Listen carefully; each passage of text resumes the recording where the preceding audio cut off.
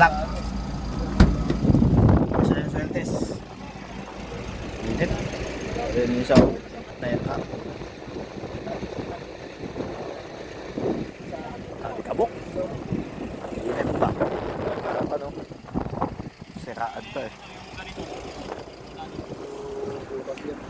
Bakit? Ang sira? Yung pinagtapalan ng epoxy, Oh. kabutas, lalo lumaki. Eh di tapalan nyo dito epoxy. Dito. Baklasin mo ulit, tapos lagyan ng epoxy. Kung may galon ka dyan, galon na lang. Mas maganda pa. Kaso wala kami mus na ano. Tignan o. Galon lang, ibitin mo lang dyan.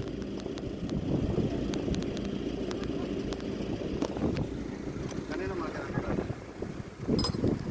Sherwin, Galing- galing na pasig to eh. Di ba? Ginamit namin. Hindi. May Ba yan? kayo water sevel? Wala. Putang ina, nag-request ako sa opisina. Tignan mo yung water sevel namin. Ayun, water seven namin, no? Dinairik namin sa house. Sa Bakit? tubo. Anong sira niya? Ha? Anong sira? Ano, low speed yung pinaka-trend na naman, ano? Ayan po, butas o. Ayan o. Ayun, kurado. Dami pa lang. Butas. Ang tama ng kuhan.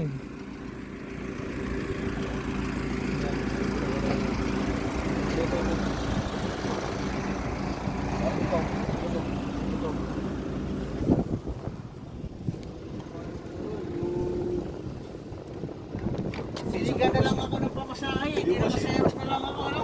Bakit? Hindi na kaya napunta kayo nito. Inatid niya namin. Dapat na masayaros na lang din. Habot na rito eh. Di ba ginawa sa bigyan mga eh, sa Bulacan, di ba? Natatago na eh. Ginawa sa Agoro yung machine. Pakula kami ng kuhan.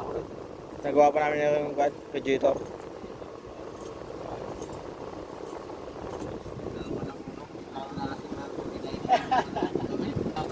Ay, sakto lang. Sukala ka dapat ng ano, kaka. Init talaga dito. Talaga, ang kuhan dito. Walang tubig dito, wala na. Alikabok pa. Mag-init.